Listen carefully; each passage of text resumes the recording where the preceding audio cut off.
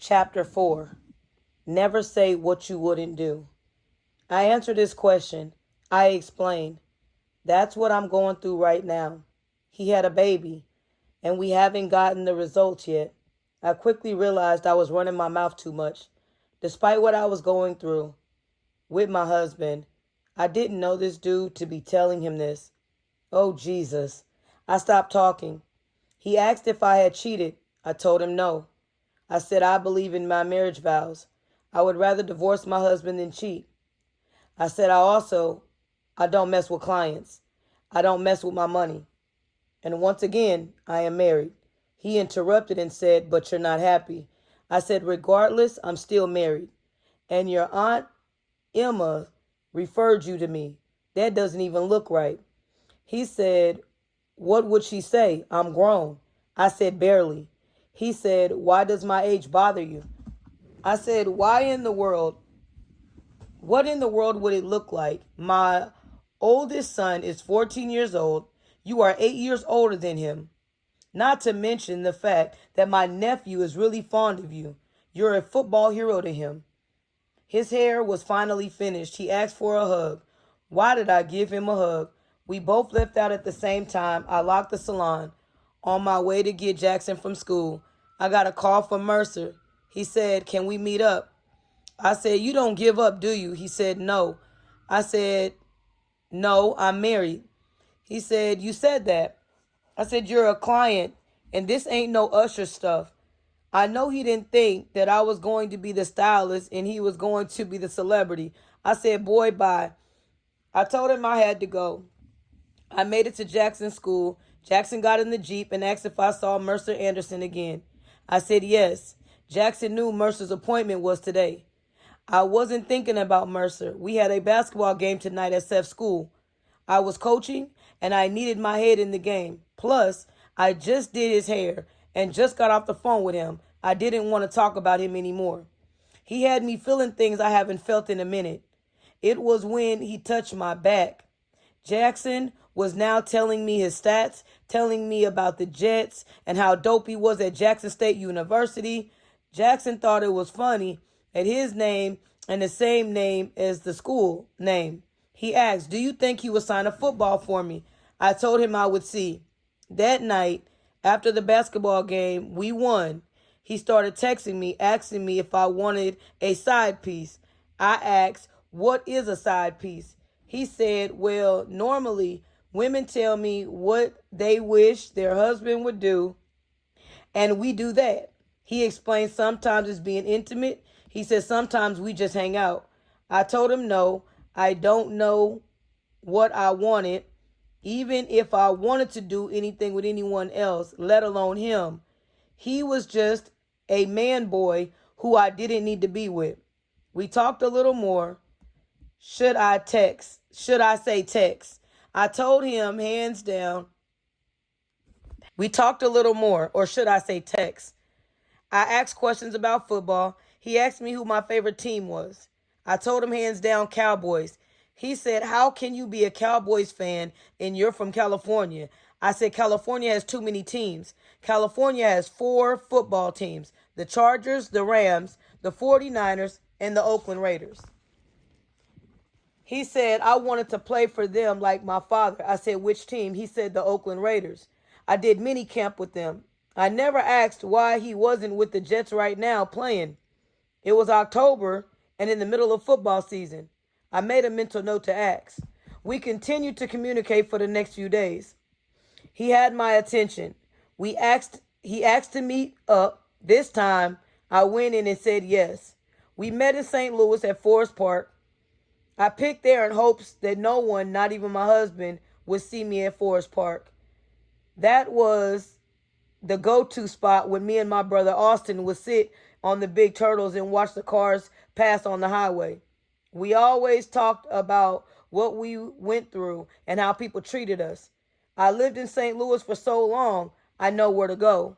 I wasn't risking anything. Hell, I was so freaking scared, I should have just stopped right there. Going through all this not to get caught? You know you are wrong if you got to sneak around. I tell my kids, if you have to ask for forgiveness, then you shouldn't do it. I inhaled the vape pen. Since my mom gave me the pen in California, I started back smoking heavily. I was nervous. My husband told me that he would kill me if he ever found out I cheated. I never thought that this would have been a possible thing even in my marriage. I got out of the truck. I got in his car. I sat in the seat. He reached over and kissed me. I could not believe I kissed someone who wasn't my husband. I felt really bad. Tell me I'm not really here. I wasn't ready for this. Was kissing considered cheating? Never mind. I'm still married. It was cheating. God just told me that. I felt I was too old and out of pocket. There were so many voices in my head. He said, "Can we go further?" I shook my head no. Yeah, this single life wasn't for me. Then he bit me. This fool bit my lip. How did I not see those braces? Truth is, the bite was the perfect excuse. He said, "What's wrong?" I said, "You bit me." He said, "Sorry." I told him this was wrong and I should be at home with my kids. He said I was tripping. I got out of his car, I jumped in the Jeep and drove straight to Cousin Mila's house. I didn't like going through Hodemont Avenue this late, but I needed a hug. I am a big hugger, plus she never judged me. She didn't make me feel bad like I already did. She just hugged me. And I went to the back of the house and I hugged my cousins, Milo and Rashad. We called Rashad RJ. He was a junior for Mr. I'm 6'3". He wasn't that tall at 6 months. I used to watch him every weekend and earn money from my cousin Milo. I watched him when she and Uncle Rashad would go out or when I was on school break. Sometimes I had to pick him up from daycare if she was running late. They charged $1 per minute if you were late picking up your child. Hands down, that was my baby. And Milo was cousin Milo's youngest child. Milo was so chill. That was the homie. Aunt Carolyn spent a lot of time with Milo as her baby. I had this conversation with Milo where he would tell me about serious stuff, get my advice, and then he went on about his business. I left out the door and jumped on Highway 70 and got off downtown. I couldn't go on the bridge. The lanes on the Martin Luther King Bridge made you feel like you was driving off the bridge and I was speeding. I needed to get home. I knew I was not cut out for this mess. This was crazy is all I can say. I felt an argument waiting for me, especially because of how late it was. I'd never ever come home this late. And if he asked if I was with another man, I knew I had to lie. He wasn't going to kill me tonight. I always believed my husband would kill me because he said it. He would say, "Let me find out you with another man. You and him will be dead." Not the pot calling the kettle black. I was just praying that he didn't smell Mercer's cologne on me. I never had to worry about this before. I thought about kissing. I thought I needed to brush my teeth. My husband told me years ago that he didn't kiss. I told him I loved to kiss. He complained so much about not wanting to kiss me that he told me that I like to kiss too long. I couldn't help being an affectionate person. And with my husband, I couldn't be me. One day, it was an argument was all about my other relationships didn't trip off me kissing, so why are you? Eventually, I stopped asking. What I know is I didn't know Mercer and I didn't want herpes. I prayed because I know that you cannot brush herpes away. See, this is why you don't mess around. I just felt guilty. Yes, guilty for meeting up and kissing another man. I couldn't handle anything else. I was too scared. It was late, and when I arrived home, my husband wasted no time arguing about my whereabouts. He said he had been calling me for 2 hours. He said he knew I wasn't at the salon. He said that he had Cam drive over there. I told him I just left Cousin Mila's house. He said, "Call her." I dialed 314, and the phone started ringing on speaker. Cousin Mila answered before she could ask, "Did you make it home?" I said, "Cousin Mila, didn't I just leave your house?" She said, "Yes." I said, "Thank you. Love you." She said she loved me too when I hung up. I didn't lie. I did just leave there. I didn't want to fight. There was no motivation to save my marriage. The only answer seemed to be divorce. A week later, Mercer called me and asked me what was I doing after work. I said, I have a busy day at the salon. He asked me about seeing me after. I told him no, I have to go to St. Louis for my Aunt Carolyn's memorial birthday party. All the sisters are trying to start our own tradition of celebrating her life. We try to meet up at her favorite restaurant, which is Olive Garden, every year. He asked me if we could meet up after I was done with them at the salon. I told him that was cool. I arrived the next day at 6 a.m. at the salon. I didn't stop until 7:30 p.m. I was super late for the party. For most salons, Saturdays are their busiest days. I wanted to be busy on Mondays like I am on Saturdays. It's going to happen too. I claim it in Jesus' name. Since I was so late, I freshened up at the salon. My husband called me and wanted to know why I didn't take the kids. I said, who has money to pay for all of us? That wasn't the reason, but it was the one he got. I hated how long it took me to get to St. Louis. I took the whole street to Page and went to 170. So that way, even though the highway would have took me 20 minutes, took a whole hour because I was not getting on Highway 70 to I-70. At night, with two stigmatisms. Normally, you won't find me driving in the dark at all. The lights blind me. I called Cousin Myla and told her I was almost there. She said Cousin Nyla just dropped her off at home. I apologized for being late and missing the whole meal. I told her I would come to her house. She started telling me what went wrong and how Cousin May was acting, complaining about her food as usual. I started laughing. Then I saw the cherries flash. Lord, today, these cops, it's too crazy out here, especially right now. We had just had a hot boy summer. A hot boy summer in St. Louis is where all they do is kill cops all summer. After Mike Brown had just gotten murdered in our city and by a cop in 2014, it became too often you heard someone killing a cop. I felt bad for all the families involved. All cops aren't bad, but I didn't have any faith in cops. When Sandra Bland got murdered, right after Michael Brown, it hit too close to home. It wasn't just that she was black, but she was a woman. I'd never been more scared to get pulled over in my life until Sandra. This cause of death, it was ruled a suicide. The devil is a liar and his mama is a witch. What is sad is that they hung her as if she was out on a tree. And that child of God did not deserve that. I prayed that the Lord has mercy on the souls of the cops who did murder Michael and Sandra. I even prayed that God had mercy on George Zimmerman's soul. Trayvon Martin didn't get to grow up. His youth was stolen from him over a man's feelings. I prayed that the Lord delivered them, even though none of these people had been charged. The Lord places the person's name of who they murdered in the spirit, and maybe one day they'll be honest and truly ask for forgiveness in Jesus' mighty name. Amen. We saw the justice system didn't give them justice. The only justice will come from God. For it is written and says, dearly beloved, avenge not yourself, but rather give place unto wrath. For it is written, vengeance is mine, I will repay, saith the Lord. This is why we need Jesus to set us free from all our sins. I need Jesus to set me from this sin, from what I'm doing in my marriage right now. It was 2017 and I was shaking. I didn't even know if I should pull over.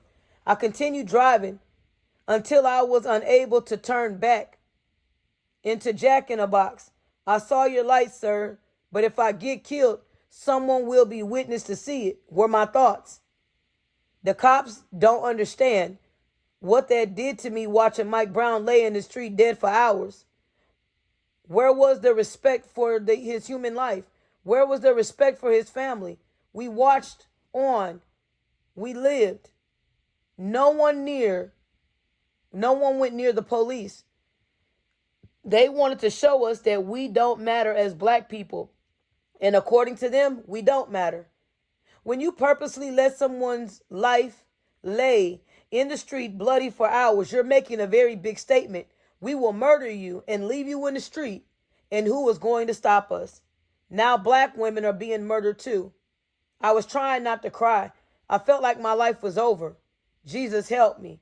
I started to cry. Cousin Myla said, it's okay. No, it's not, I told her. She asked me if I parked yet. I said, I just did. The Lord says to fear no man but God. Yet I'm here, scared of this cop. But the white kids shooting the school up have a bulletproof vest and headgear for their safety. I told Cousin Mila that I had to pee. We never felt justice had ever been served. And yes, St. Louis, we did riot. We were all affected and scared of the police, black or white. If you wore blue, we didn't have faith in you. Late at night in the county of St. Louis, I parked my car. I looked around Jack in the Box. My first thought was if I get shot, everyone would see me and they couldn't get away with it.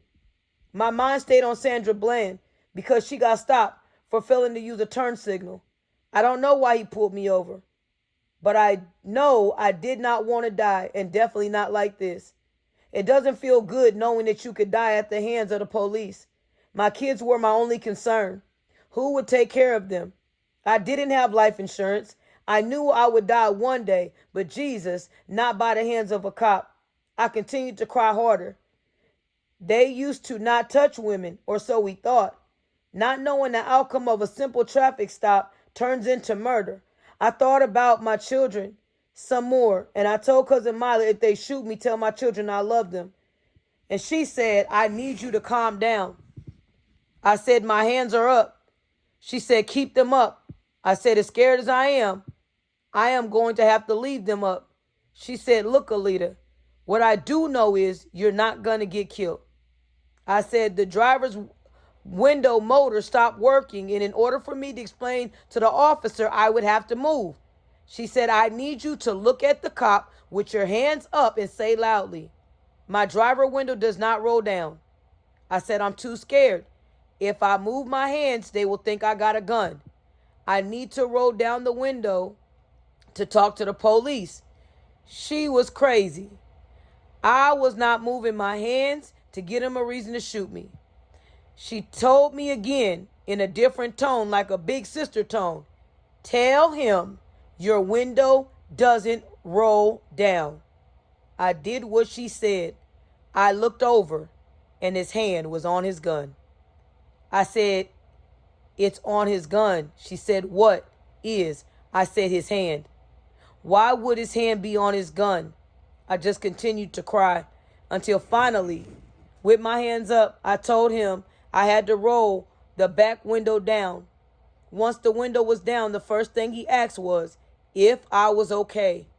I cried harder and just thanked Jesus. I felt his spirit. He was just as scared as I was. The police officer said, because you were crying so hard, I didn't know if you had a gun or if you would have shot out of fear. The officer said, I also want to go home to my family. I explained that after all the shooting with the police and the protesters, I didn't know if he was going to shoot me. He said, there are bad cops out here in St. Louis, but I'm not one of them. I was happy to see that he had his body cam on. I figured that they would see the footage and hopefully learn that we no longer feel like the police are out here to protect us.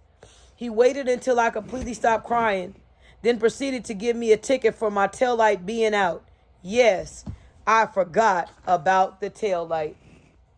When I was clear and out of his sight, I cried out to God, thanking him for sparing my life. My taillight had a short in it and had been going out every 3 months. I said, thank you, God, that I could drive away. I drove straight to Cousin Mila's house, banging on the door. Mila opened it. I hugged her, hugged the boys, and I said, I love you all so much, and it is only God who saved me. I realized as I spoke, Jesus was really with me.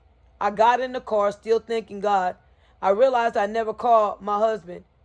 I called him as I replayed what happened to me.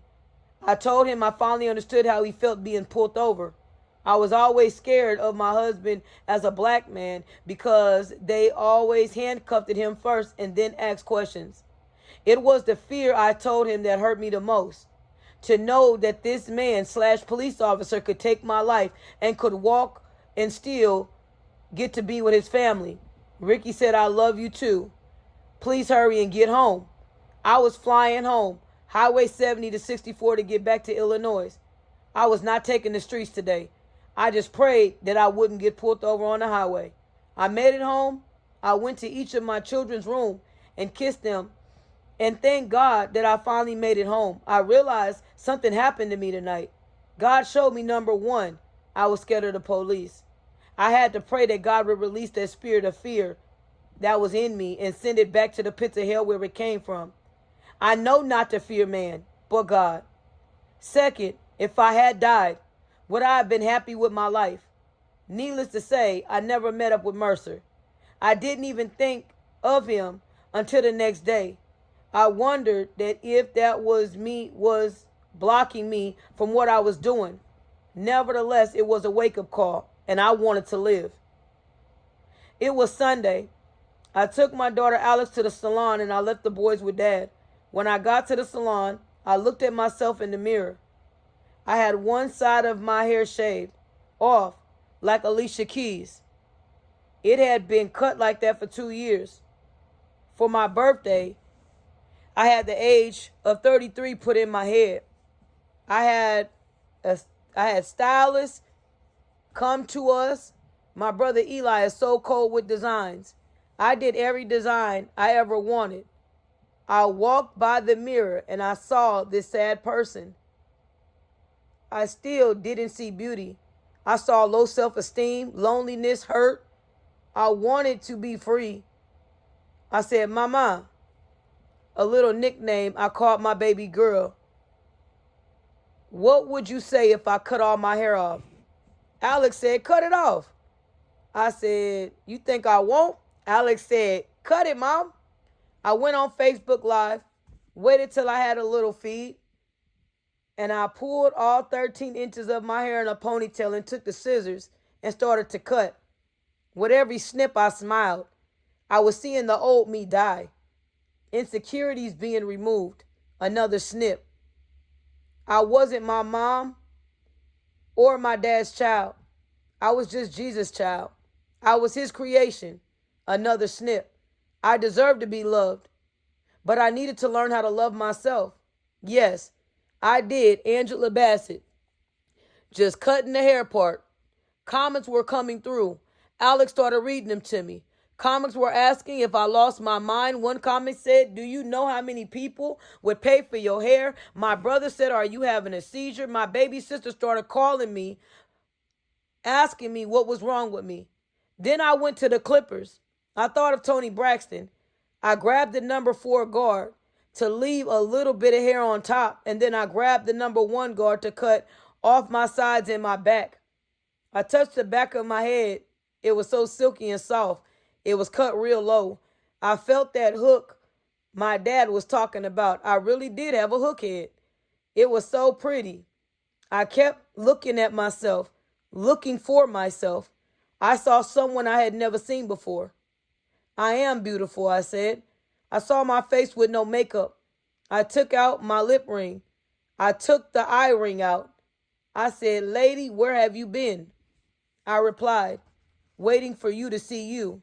At 34, I chose God. I chose myself. I chose not to let this situation kill me. I chose to really learn how to love myself. And I had to start somewhere. And my hair was the first to go. God's voice was clear, and I could hear him.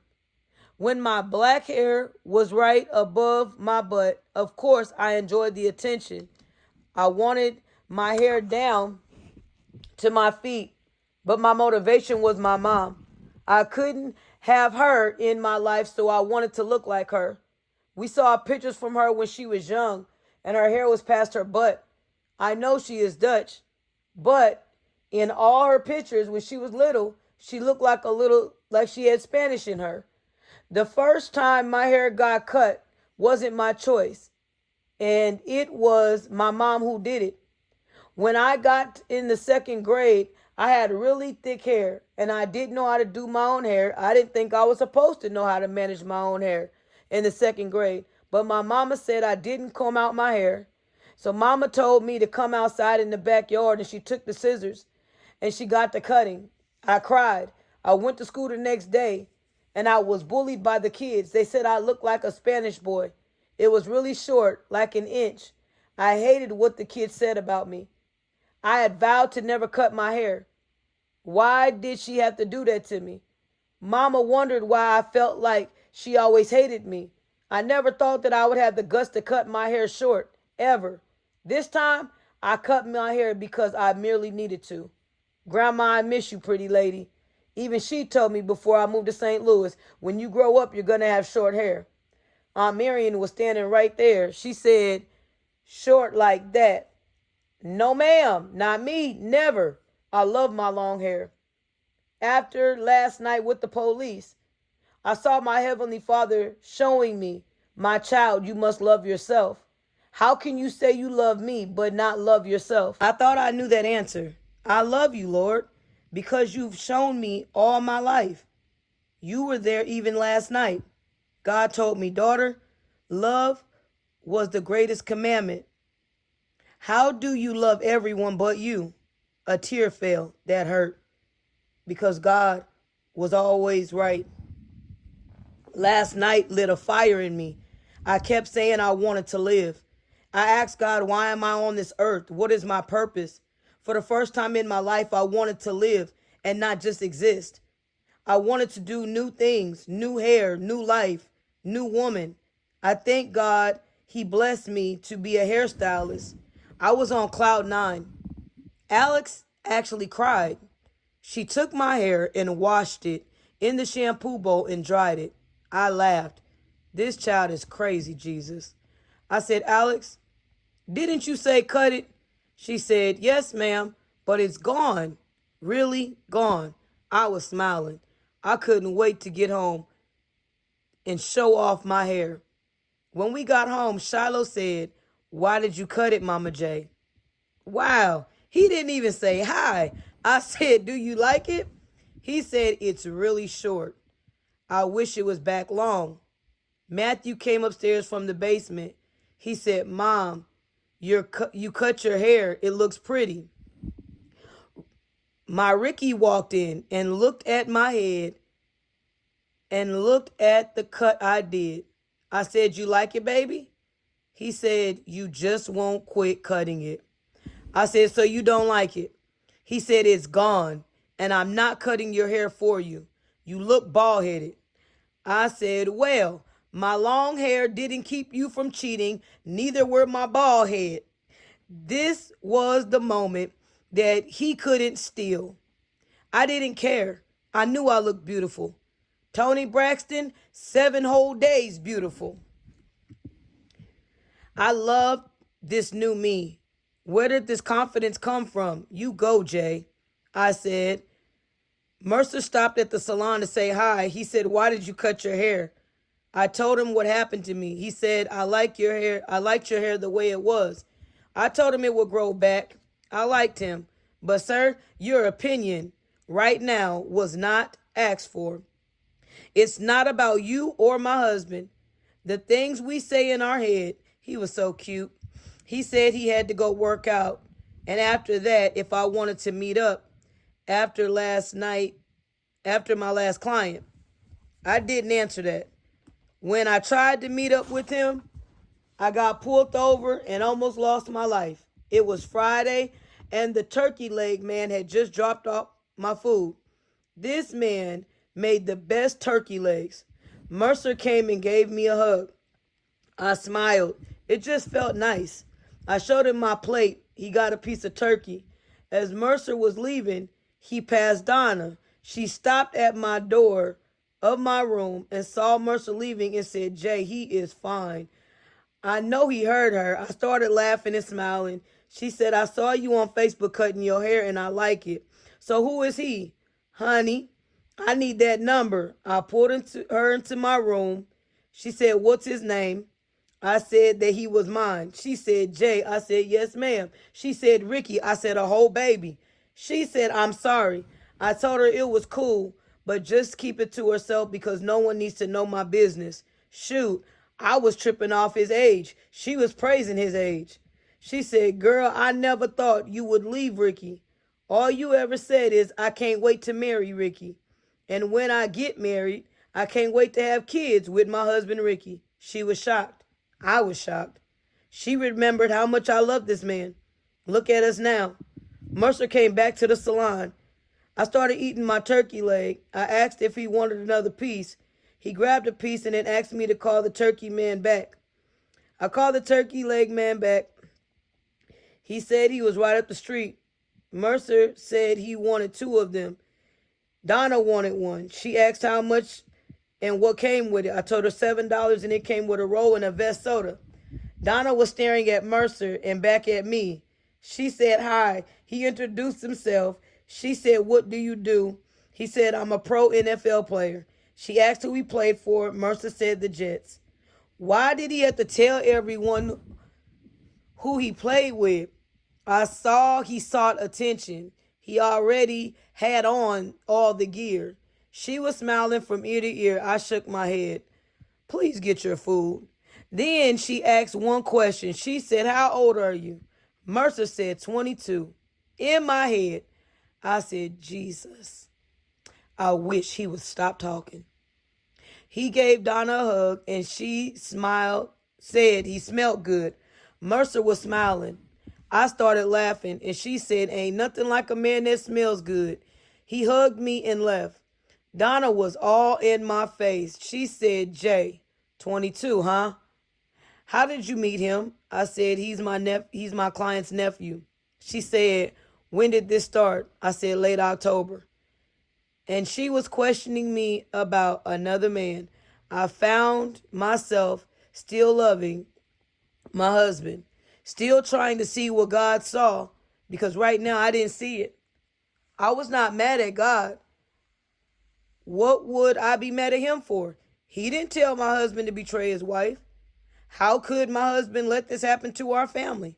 The devil did his job to steal, kill, and destroy. She had the baby. The baby was here. It was just a test and an answer now. Mercer called to make sure it was still cool. I said yes. I had no clue he was right outside the salon. As he walked in and out of my office, I literally did what my husband did to me. We walked out of the salon and he gave me a hug. I got in my truck and I pulled off fast. I dialed cousin Mila as fast as I could. Thank God she answered. She said hello. I said, "Cousin Mila." She said, "Yes, Alita." I said, "Ma'am." She said, "What?" I said, "No, ma'am." She said, What?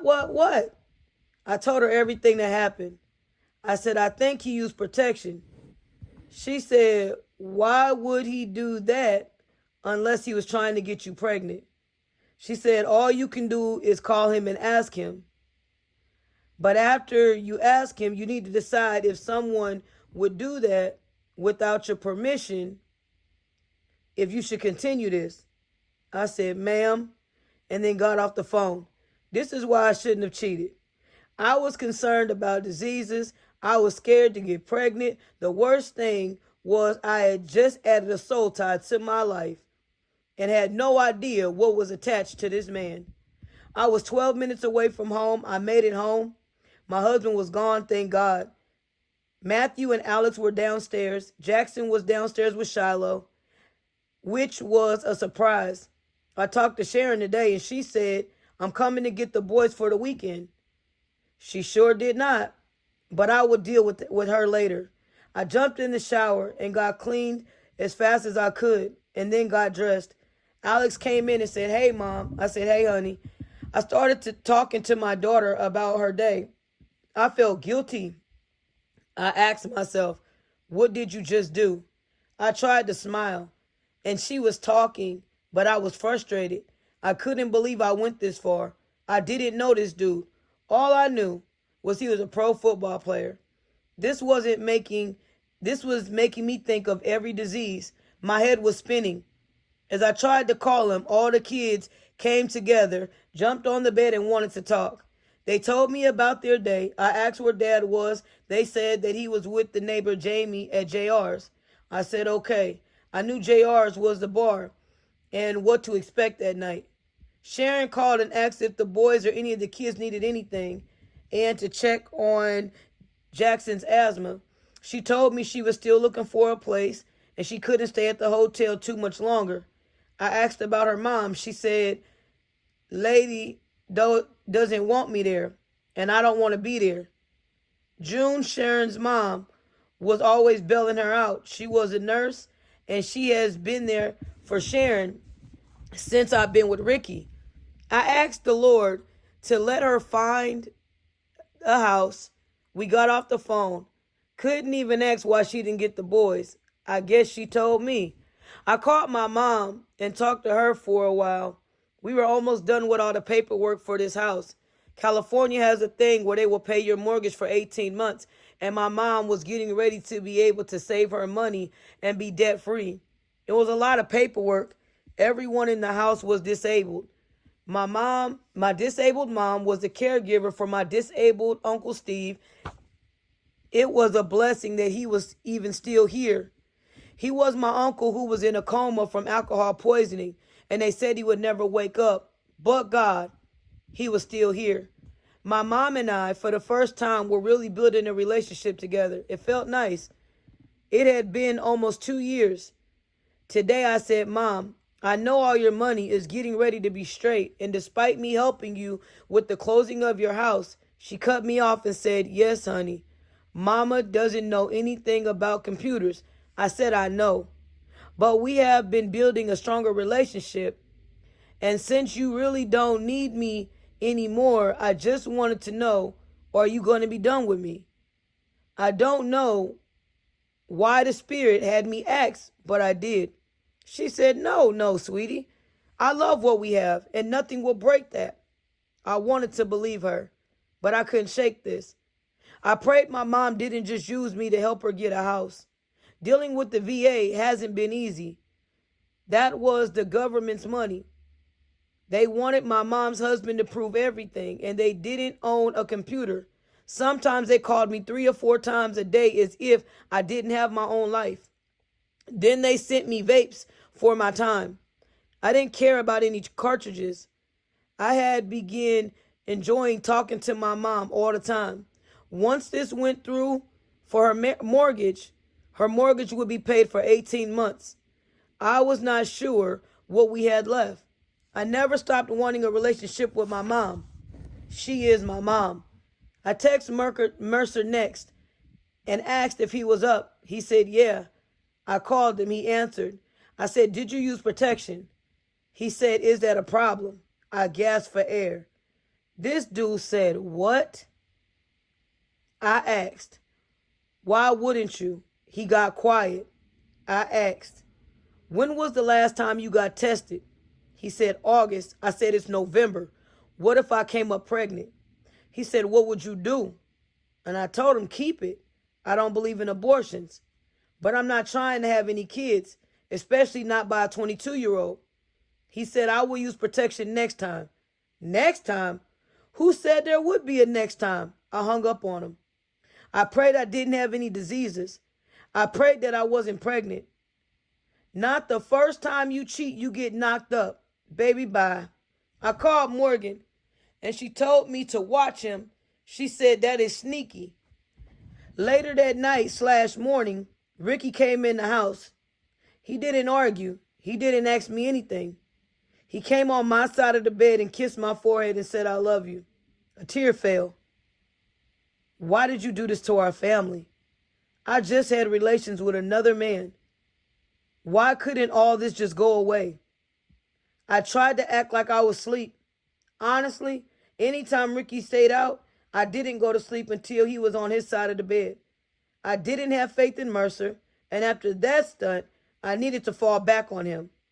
I didn't even know if my husband was still dealing with that woman, baby mama, or anyone at this point. He told me he learned his lesson. I told him, you may have to live with that lesson that you've lost your wife. He said, did I lose my wife? I thought to myself, if you knew how stupid I was asking, you wouldn't even want me.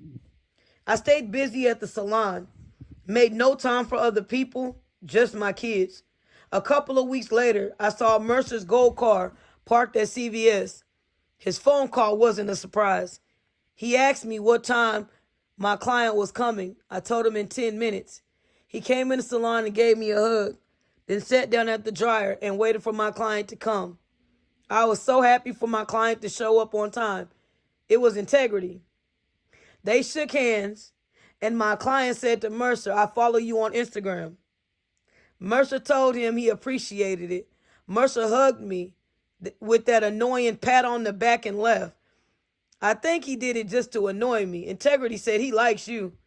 I said, "He's my client." He said, "I'm sure he is, but he likes you." I told Integrity he was too young. They were the same age, 22. Jesus help me, just plain lying.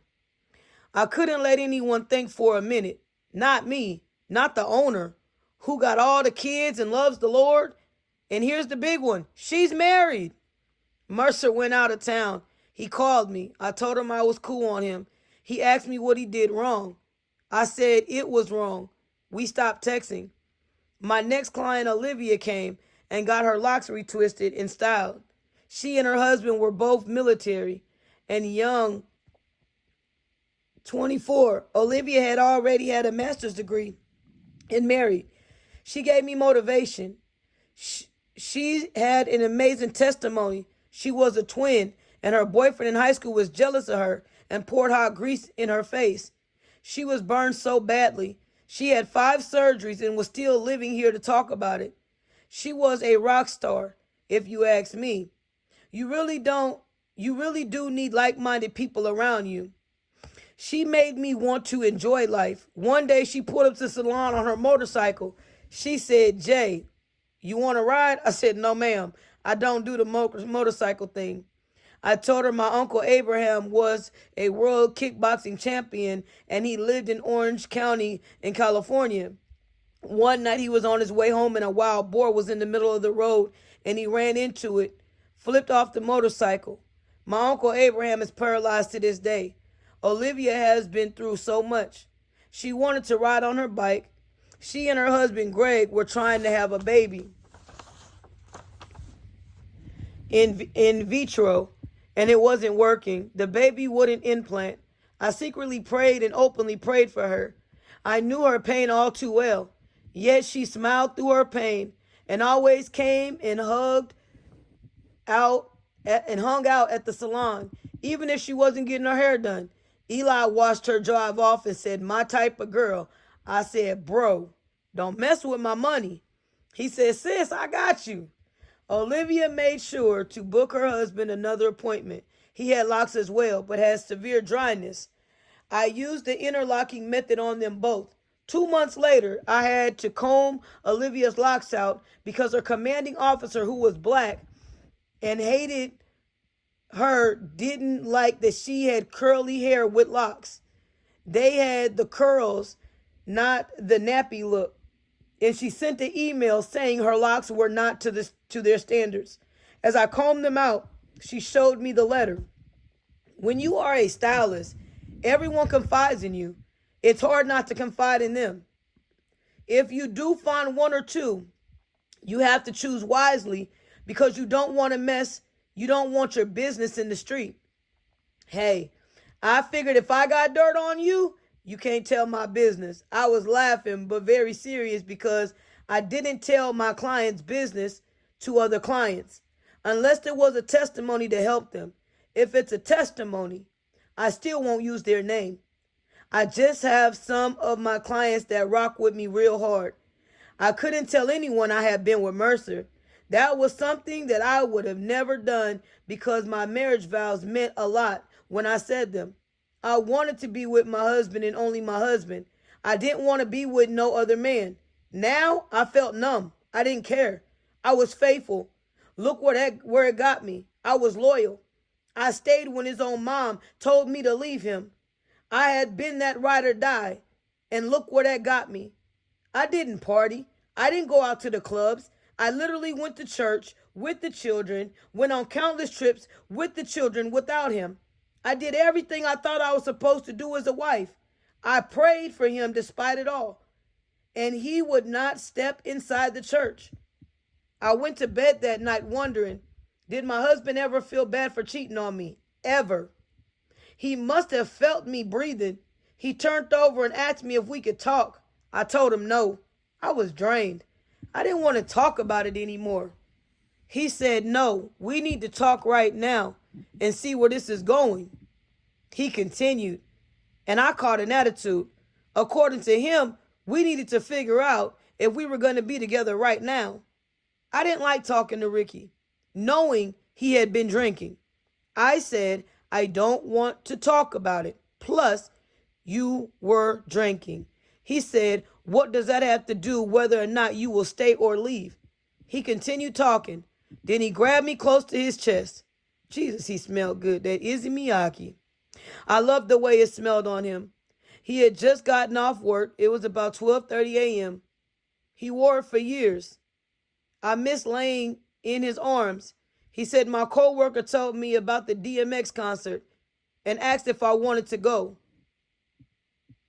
I said yes. He said, I will give you the money to get the tickets. Ricky made it his business to hold me every night from the first night we slept together in the same bed. I hadn't felt my husband this close to me in 3 months. I kept listening to what he said and he kept talking. He said Thanksgiving is coming up and I want to enjoy it like a family, like we always have. I wanted Thanksgiving to be nice as well, especially if it would be our last as a family. Now that I have secrets, I was helping destroy the rest of our marriage. If it could have been helped, I didn't think so now. Where there was once laughter, water fights, food cook-offs, parties, love-making, everything was different. It was now sarcastic mouths, no peace, no love. There was no making love. We didn't even kiss goodbye before we left the house. We would kiss 3 times for I love you.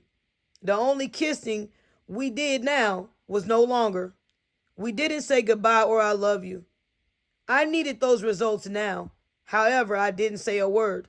I just got done taking a pregnancy test and got tested for STDs from my own mess. What did the results really matter now? My husband started really being mean to me with Thanksgiving being 3 weeks away. What is your deal, Ricky? Now he is completely avoiding me. The Lord told me to ask Ricky for the results. I didn't want to until next week. Integrity came to get his hair done for Thanksgiving. This guy gets his hair done every 2 weeks. He pays me $60, sometimes $80. He's always tipped well. I only charge $55 for men's braids, half a head. When he couldn't get Eli to cut his hair, he would go to Ricky for haircuts. I asked him, why so soon this time? He said it got wet and he didn't like his hair to get frizzy. I said, you know I have something to say. He said, what's that, Miss J? I said, you get your hair done too much. He said, I understand, but I have to talk to you. He said, Miss J. I said, yes, Integrity. He said, I'm not trying to be in your business, but when your husband cut my hair, he did more talking than cutting. The last time I was there, I asked what happened. He said, I feel bad for him. Your husband feels like he has to pick between you and his daughter. I said, you mean possible daughter? He said he didn't say it was possible. Here I am, ashamed to talk about it because it was embarrassing. Ricky was venting to whoever would listen. They say all women talk. Well, I beg to differ. Men talk just as much, if not more. Come to Us Hair Studios was half salon, half barbershop. And my brother Eli didn't hold back, and neither did his clients. They couldn't wait to tell what they knew. I told him thanks and asked if he could please not talk to anyone about it. Integrity was a cool dude. I loved his name. That type of name is a lot to live up to. I would always tell my kids, you have to have integrity, and that is being honest no matter what. Once I made it home, I went straight to the bedroom. I saw Ricky sitting on the bed facing the closet, still being unsure of the fate of this man I loved so much and wanted to kill at the same time. He was getting ready to leave for that night. I said, is the baby yours? Ricky turned and looked at me and said, can you answer a question for me first? If she were mine, would you stay? I said, I really don't know. So is the baby yours? He said, Why does it matter if you're gonna leave me anyway? I said, is the baby yours? He said, why do you want to know so bad? I cursed and yelled at him. I yelled, is the baby yours? He screamed, yes, and tears just fell. I know I stopped breathing for a cool minute, but my husband just confirmed that he had a daughter, and it wasn't by me. A daughter, a baby. I felt knives in my heart. Jesus, please give me something to take this pain away. I cried all night. He tried to hold me. He cried and said, I'm sorry over and over. Now that I knew the results of the paternity test, sorry didn't mean much to me anymore. I didn't feel bad anymore for what I had done. I literally checked out. I was done. I officially hated him and hated her. I felt my heart break into two. I couldn't look at him. His touch made me cry louder. My husband, my best friend, the man who had helped me raise my kids, I helped him raise his son. That man betrayed me. I wasn't even thinking about revenge either. I had already slept with someone else. Even he couldn't take that pain away. No more guessing, no more praying. Hope it wasn't your child. She's yours. I don't think he will ever be honest about how his daughter came about in this marriage. While Ricky was crushed by finding out he indeed had a child with another woman, he said, I never wanted to hurt you like this. When he looked at me, we locked eyes. I hadn't seen my husband cry like this since Ronnie passed. I couldn't be here for him. I was blinded by my hate and anger. I couldn't see his pain. I could only see the pain I was in. The pain he caused. How he hurt me. How he hurt the children. What I hated the most was, as broken as I was, I never really realized that every fight, every argument, the children heard and witnessed. I thought about how the kids had a stable home. Now it was chaotic. To see mom and dad together and that they were married in East St. Louis says St. Louis isn't common. It's not common for black families to stay together. It is expected that fathers will leave. I remember Mr. Hayes, the principal at the kids' elementary school, was shocked when Ricky and I both came into the office for one of the kids, normally Alex, but nevertheless, we were both there. I just mean that children are human with feelings too, just like adults. I don't believe we give them adequate respect that they should get when it comes to hearing them out, especially when you bring someone into your child's life your child didn't ask for. No one heard me out as a child. I wanted it over. My kids wanted us to stay a family. Ricky messed up worse than anything. I at least had the peace of mind that he was a great protector and the children were safe with him. I stayed in fear of what another man would do to my daughter, and nowadays my son as well.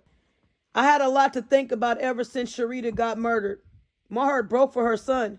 Sharita's own boyfriend not only stabbed her to death in front of her son, he then went and stabbed her son in the neck. We all knew her son. He went to school with my kids. Hazel was Sharita's best friend, who was Jason's wife, who I couldn't stand. I stayed cool with Hazel.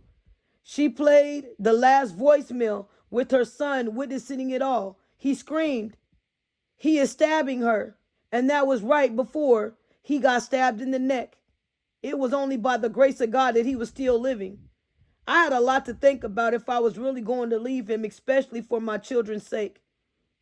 For that person to come into their life, it's someone you choose. You chose to make it. It's not okay not to consider that child and their feelings. At this time, we were too broken to hear or even think about all the other stuff we were saying to each other. Ricky said, now we know for sure she is my daughter. Can we go to marriage counseling? He was trying to do whatever to try to save our marriage.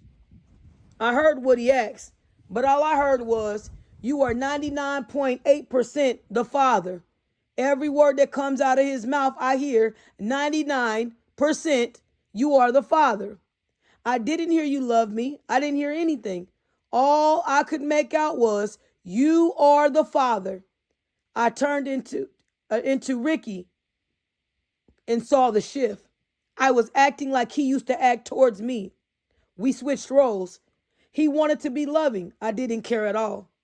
I was convinced I couldn't come back from this. After all, we didn't have any children together, and my mouth was an AK-47. He wouldn't have to deal with that anymore. We got the results, and after what I just did, we are over, and I knew it. Two less will never make a right.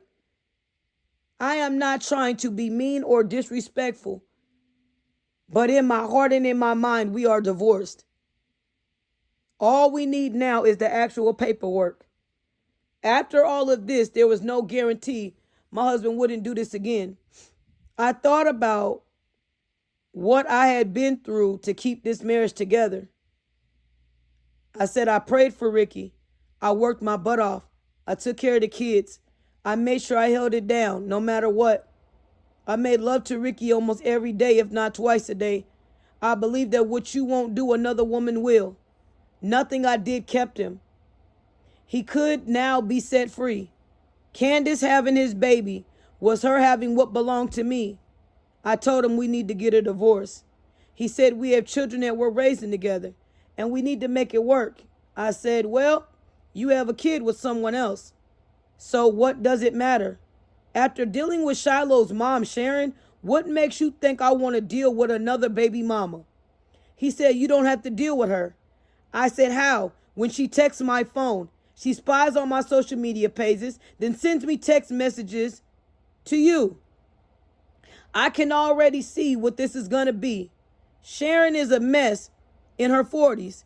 She has called the police on us. She has talked about a lot about my children since they were babies. She has told Shiloh to hate me. And Shiloh has come home and tells me he hates me and I hope my dad leaves you. He said, but he's just a kid. I said, yes.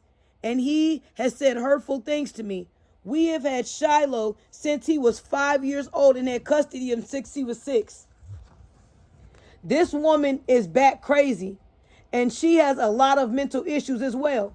She's an alcoholic among other things, and she needs Jesus just like we all do. She's not going to get help until God really sits her down. But who am I to judge? Look at my life right now. Since I've been around, she hasn't kept a place, a car, or a job. She's always wound up living back at her mom's house. And we actually fought literally in front of the kids. That was the most embarrassing thing ever. Or are you messing with someone else? I said, don't try to flip this on me. Who wants to deal with more stress from another baby mama? Sharon and I had no business fighting in front of all the children. We could have done that mess at home. The whole camp where our children had to see me connect every punch to her face. 6 years of dealing with her drama. I never wanted Shiloh to see me trying to break his mother's jaw. Who wants their children to see them act out of character? Our children, Matthew, Alex, and Shiloh, should have never been discussing, my mom beat your mom. Your baby mama caused me to get a restraining order against her. I'm done with baby mama drama, and on top of that, it took 6 months to build Shiloh's relationship back with me. We live under the same roof, which isn't easy for me, Ricky. He said, I know. And do you think that I'm trying to put you through that again? Ricky just didn't get what all came with being with him. He wanted me to stay in this marriage. We were separated in every area. Spirit, intimacy, financial, parenting. I had to get Shiloh to have faith in me again. Sharon liked to play on Shiloh's mentality. Shiloh was a good boy who wanted to do whatever it took to please her, and she knew it. I knew that all too well. I knew exactly how Shiloh felt. He was 6 years old when he was taken from his mom because she was unfit. He was given to his dad and to me, a stranger, a woman that he was going to live with for a long time. He had no idea. He didn't know me. He knew I had children and they were fun, but not that he would not live with his mom anymore. I told my son, I said, Shiloh, I understand you more than you know. Shiloh told me, thank you for being the best stepmom. He told me he was sorry for saying things to me as a kid. I told him it was okay. We made it through. And I loved him and told him he was a good son. When I told him the story, when he got a little older, I told him to sit down and said, let me tell you a story about how far my brother Seth and I took things to live with our mother. Again, I said there were no more foster homes in Los Angeles for us, and they put us in juvenile hall. He said, kid jail? I said, yes, son. McLaren Hall was the name of the kids' jail. My grandmother won custody of us with one rule, that her son, my father, wasn't allowed at her house. We had it good. I had a choice to start ninth grade at 11 years old, but I was too frightened. And I passed the big high school and started ninth grade at 12 years old. One day, being nosy, I found a key.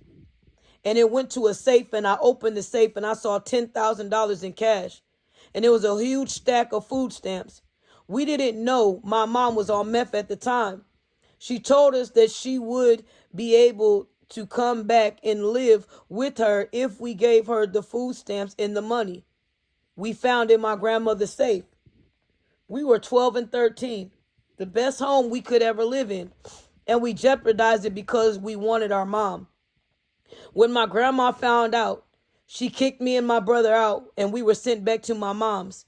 We were happy to be with our mom. She's our mom, not realizing that hurt we caused my grandmother.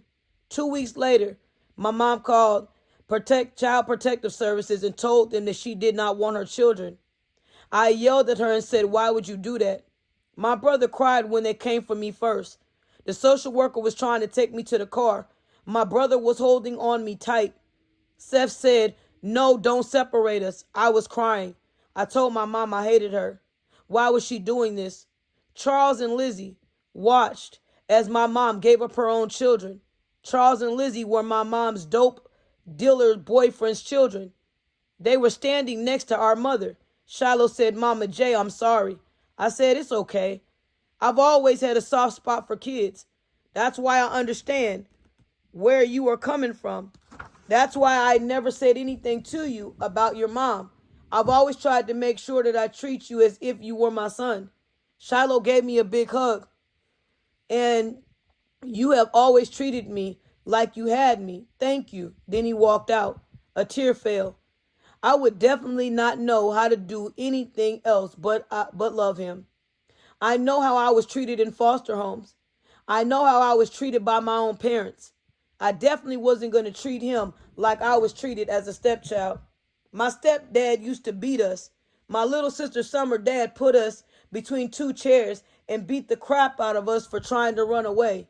Yet we were running away because he was beating the crap out of us. So when I say step parents aren't always cool, I knew I was going to be the best stepmom I could be for him.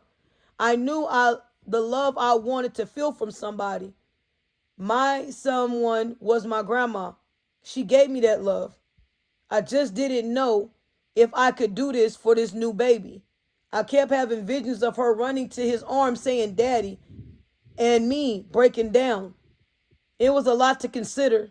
After dealing with that type of baby mother, I didn't ask for this. I didn't do this. And I don't want to try to figure out how to make this marriage work with a new baby mother.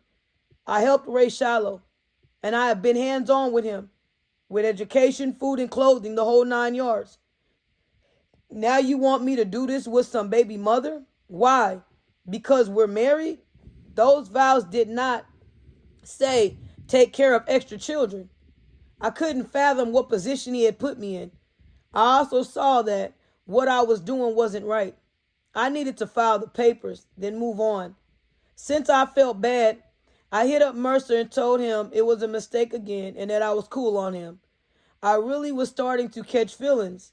He posted his pictures of the modeling job he had. There were a lot of men on the calendar.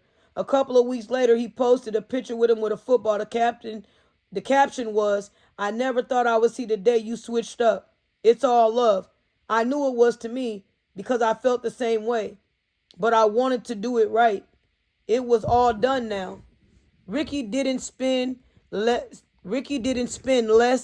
and less time with his children. He was in his own sadness. Ricky was trying to figure out his life. Both of us were stacking money to move away from each other. I still coached them. I still played basketball with them. My focus was my children, me, and the salon. I stayed working. I probably worked harder than I ever did because I didn't want to go home. I started listening to Beyonce's full Lemonade album. I felt every song on that album. Beyonce made me feel like I could forgive my husband and life would be okay one day. Carly B said, "Be careful with me." It had me letting my husband know it was gonna hurt me to leave you, but loving him was worse. Demi Lovato had my theme song. She said, "Now that I'm out here looking for revenge, I know it must hurt you to see me like this, but it gets worse."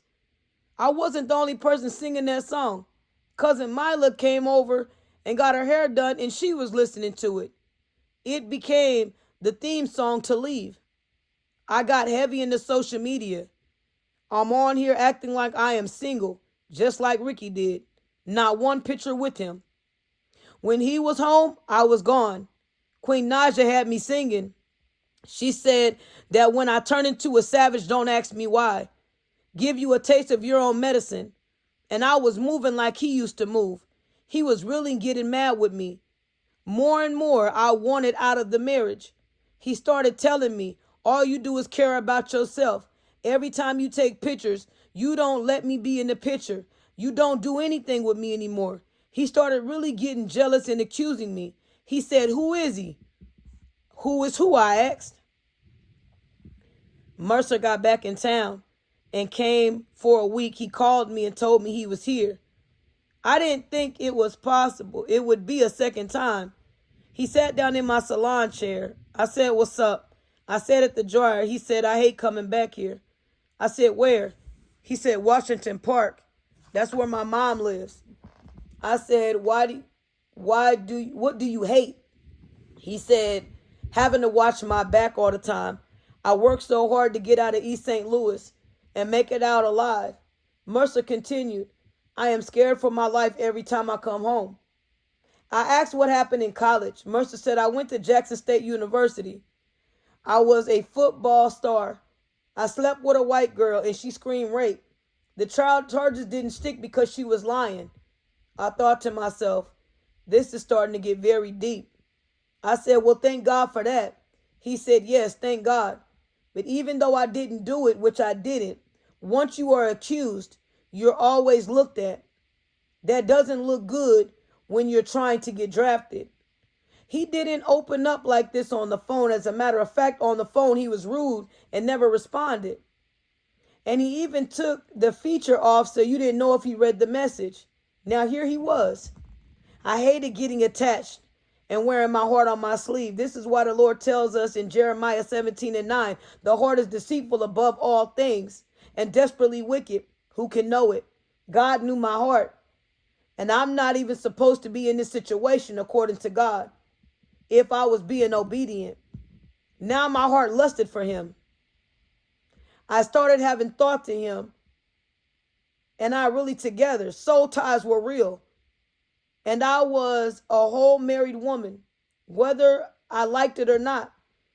I was dead smack wrong. He said, "Did you hear me?" I really didn't hear him. I was in my own thoughts, being convicted by the Holy Spirit. He said, "I asked you if you were still intimate with your husband."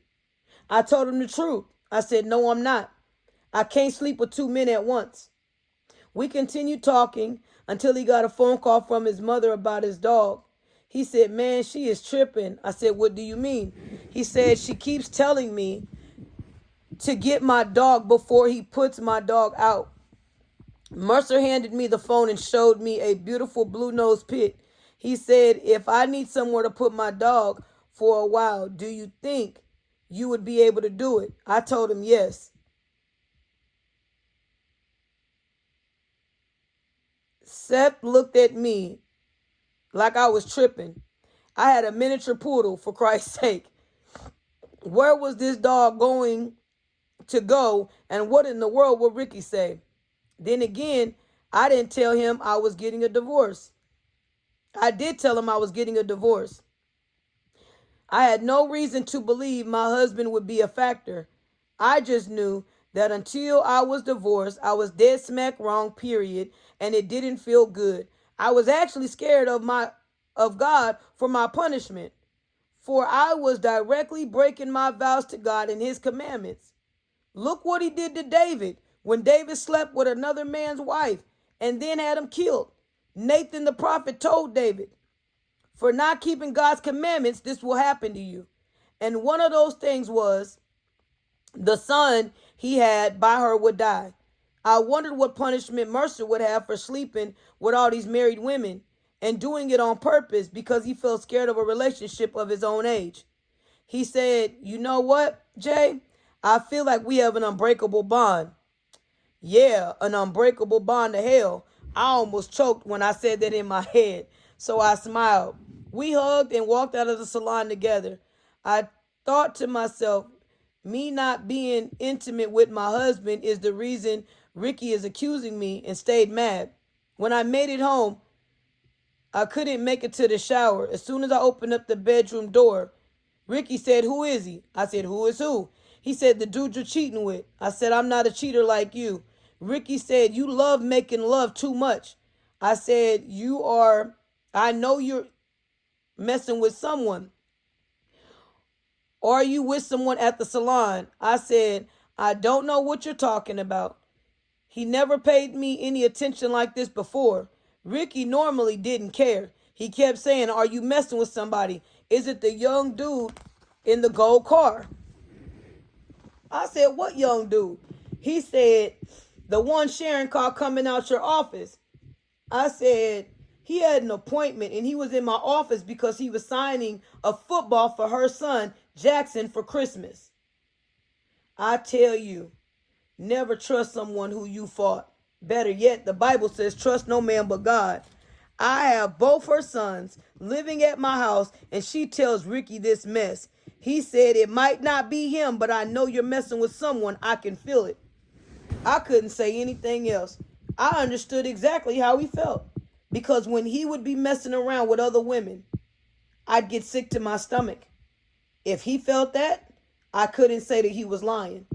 I knew I was too honest with Matthew, the father of my children.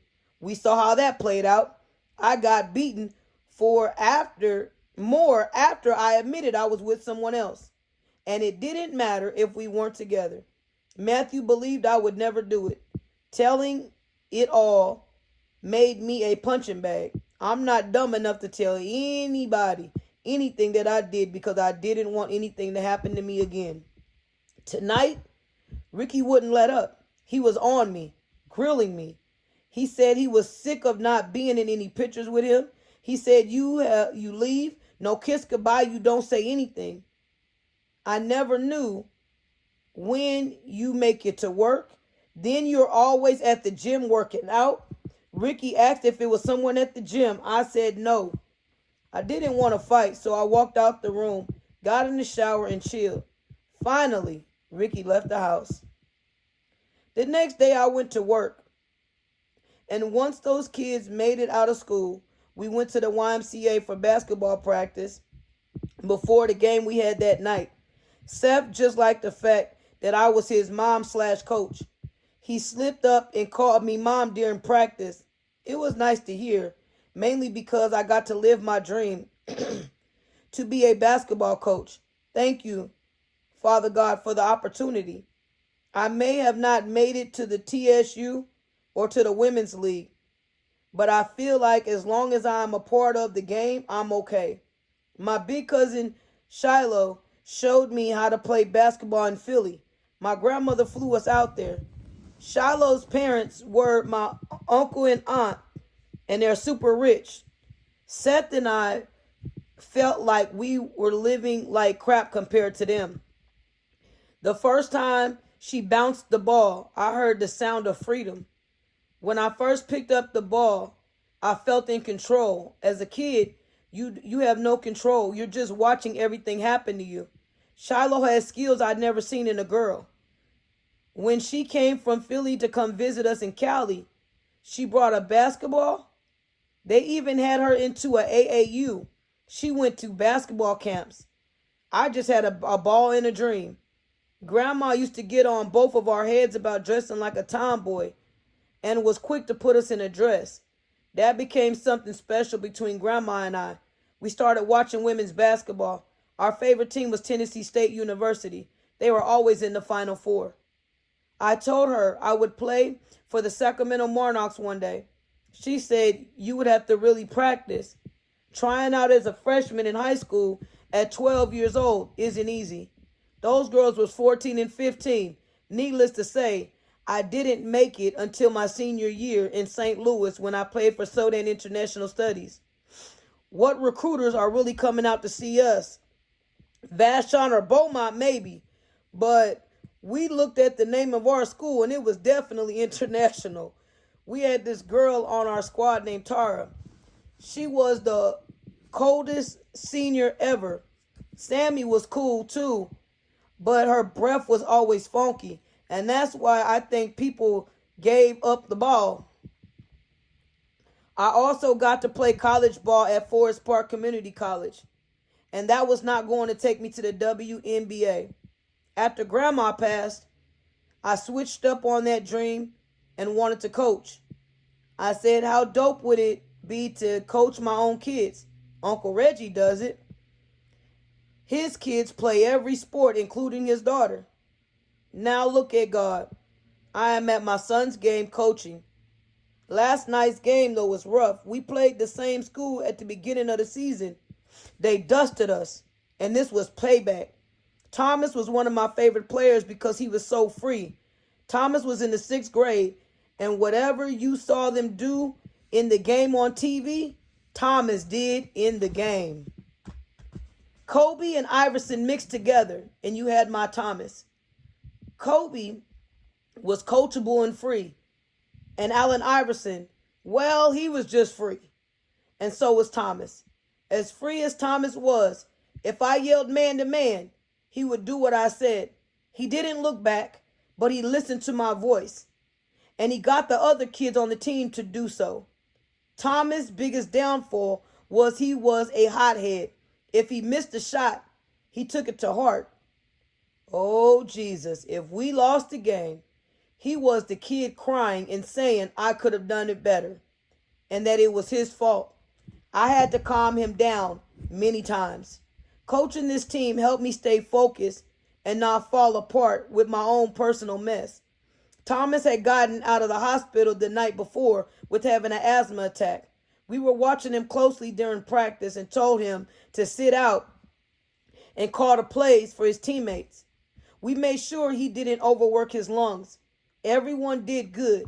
We made it to the game, and the kids started warming up. Once the game first started, Seth scored the first shot. This game was going to be good. The whole gym was packed. There were people wall to wall. Seth danced every time he made a shot. I loved his jump shot. He made 85% of his shots, and he was left-handed. The other team always got real mad, mainly because of his dance that went with his shot. The other team was pissed and started showing it in the game. As the game continued, I started watching the game closer. Now the other team had the ball. They were running. The point guard got the ball and took a fast break. And here comes Thomas on the side. He never saw Thomas coming. This was the third time in the game Thomas had done it, and I saw it. Thomas came from behind and stole the ball, then took off towards our basket and made the layup. We were all screaming. It was so smooth. All the seats were filled, and the people on the floor were screaming. It was our home game. The kid looked mad. He checked the ball and went down the court. Thomas tried again, and the boy went for a layup. And Thomas tried to block it, and the ball went bouncing. Thomas grabbed it, and the kid put Thomas in a full Nelson right on the court. The ref ran over there blowing the whistle. I ran over there to check on Thomas. As I ran over there, the kid finally let Thomas go. I ran on the court to check on him. His asthma was so important to me and the other coach. The principal told me to get off the court. I yelled. He was just choked. This is my player and your student. You can't stop me from checking on him.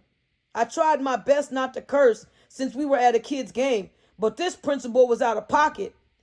Thomas tried to go after the dude. We grabbed him and took him out the game. They gave him a technical foul, and he jumped right back in the game. I was pissed. Thomas said, Coach J, put me back in. Coach D and I talked about putting him back in the game. Coach D said, let him. I said, nope, he wants to fight. Thomas said, I promise I won't. I just want to win. I told him winning was the best way to get revenge. I said, don't touch that boy, Thomas. He said, yes, ma'am. We put Thomas back in the game. Thomas went straight to go guard the kid. We just said stay away from the kid. I said, Jesus, don't let him. The kid went left. And as he went left, Thomas went right and stole the ball and went all the way down the court by himself and took the ball behind his back and made the basket. The school went nuts. We got the ball again. Little D passed it to Thomas. Thomas passed it to Seth. Seth passed it to Little D. Little D made the shot, and we all went crazy. We had more teamwork in the second half. We won this game. We told the children that even though the other team cheated, you all kept self-control and worked as a team. This is how we won. Both Coach D and I told the children we were proud of them. We shook the other team's hand. We all got in the car. Roosevelt wasn't far from the house, and Thomas needed a ride home. It was dark, and we wouldn't let any child or teammate walk. He asked to stay the night and go to school in the morning with the other kids. I told him normally we don't spend the night on school days. I told him to ask his granny. Thomas wasn't just any kid. He was another me. He ran inside and asked his granny. Thomas ran out and said she said yes. I went inside and asked her if she could confirm it. She said he can stay with us. What's one more child? We made it home. Ricky asked me what Thomas was doing here. I said we had a good game, and he asked to spend the night, and I didn't mind. I wanted to ask the real question. Why weren't you at the game if you were at home? He said, I guess. Then Ricky walked out. The next day after school, the kids and I went into the club, the YMCA. Jackson and Thomas went on my membership that day. We went into the gym and saw Marcus. That gifted child is a mini Kobe and LeBron. Marcus has his own game. Marcus practiced so much, hands down, that he carries the whole team. He said, hey, coach. I said, hey, honey. I gave the kids instructions on the drills that they had before we went to go play with the children in the gym. Shiloh has to work on his layups. He was 5'6" and in the 7th grade. Seth had to do the same. He could shoot well, but those layups were horrible. Don't miss a layup in the game. You will have suicides coming from me. For practice, all they had to do was 100 on each hand while they put one hand behind the other back. Alex was shooting free throws and stay shooting. Thomas asked, what do you want me to work on? I told him to practice dribbling for better ball control. I told him to stay low and use both balls at the same time. I went to the weight room and got to running as usual. As the personal trainer came in and handed me my paper, it had a schedule on my leg and arm days. He started showing me what machine works and what I wanted. I wanted my stomach gone, but my butt toned. Ever since I didn't have one. Also, I wanted to make my legs stronger, so he gave me a plan. Ricky walked in and stood face to face with the personal trainer. The trainer was 19 years old and worked at the YMCA. I saw them both. 6'2" men standing toe to toe. I jumped off the machine. I said, "Wait, you're tripping." He said, "So is this who you're cheating with?" My husband was super drunk. I said, "No, this was embarrassing." The trainer said, "Sir, I have nothing to do with this." Ricky got louder and he started cursing me and him out. All I could think about was, you were home and couldn't go to your son's game, but went to the bar, and now you're here acting a fool. He yelled, "You lost your family for this cat?" And any extra amount of curse words that went with it. I walked out of the weight room and went into the gym and told the kids to come on. They were upset because we weren't there long, maybe a good 20 minutes. He was still cursing me out in front of his children in a public place. I said, you are really clowning with me. You got women from here to Ethiopia. Now you want to act a fool." I didn't want him to embarrass us all more than he already did. This young man did not deserve my husband all in his face doing his job. When the kids heard their daddy screaming at me and cursing me out in front of the people and the staff, I told them to hurry up. I couldn't believe this ghetto mess. I saw my Aveo, the second car Ricky drove that I bought for my goddaughter, for my godmother Cookie. He was bogus. He knew he didn't have a license. He got in my car and slammed the door. Treated my car like crap, right? Because it's not your car. Rude. We both made it home at the same time. As I got through the door, Ricky snatched me up. He said, "That's him, isn't it?" I was so scared. I was not going to admit anything to this man. I got out of my jacket to break loose from him. I ran into the kitchen. Ricky ran towards me, and he was grabbing me. We were all out fighting in front of the kids. Alex, Thomas, Shiloh, Seth, and Jackson. None of us had ever seen Ricky in a rage like this. All of them were watching the whole thing. I know as a grown woman, if I was scared, I knew that they were all scared. Screaming was coming from everywhere, but no one called the police. Ricky grabbed my throat and lifted me off the ground. I bit his hand, and he didn't let go. I slapped Ricky as hard as I could in the face. He dropped me. I just wanted it to stop. Everyone was silent. I didn't know this man. Ricky looked at me. His eyes were red and full of anger and rage, like he hated me. I ran behind the table and he pushed the table so hard I almost flew out the window. He grabbed me by my neck again. Tears streamed down my face. I opened my eyes and saw them, and I screamed so loud, "No, no, no, put it down, all of you." Seth had a hammer. Alex had a pan. Thomas grabbed a knife. Jackson had a bat, and Shiloh had a knife. They were all screaming at him to put me down. He turned around and put me down. When he saw the objects that were in their hand, he screamed at all of them and told them to put everything down. Holding my neck, I continued to cry. This man is crazy. I thought to myself, who would blame me for leaving? It was sad that my kids, let alone their schoolmates, and my basketball players saw this. Jackson had never seen the side of Ricky before. Ricky screamed and said, "I can't believe you or the kids." I said, "What did you expect? Look at what you did. You attacked me in front of them." He said, "You had my own son pull a knife out on me." He looked at Alex and Seth and Thomas, who had a knife. Ricky said, "You got to go home." Ricky walked out the house. I told the kids, "I'm sorry for what you all just saw." They came and hugged me. Ricky called his baby mama, and she called Shiloh. She didn't call me. Why would she? Ricky was only buddy with Sharon when both his parents were against me at the same time. Yet I was raising their son. Shiloh came into the bedroom and said, "Mama J, are you okay?" I said, "I'm okay, even though my neck is killing me." He said, "That was my mom." I said, "What did she say?" She said I was wrong for pulling a knife out on my dad, And I told her I would have done it for you. She said, yes, but I'm your mom.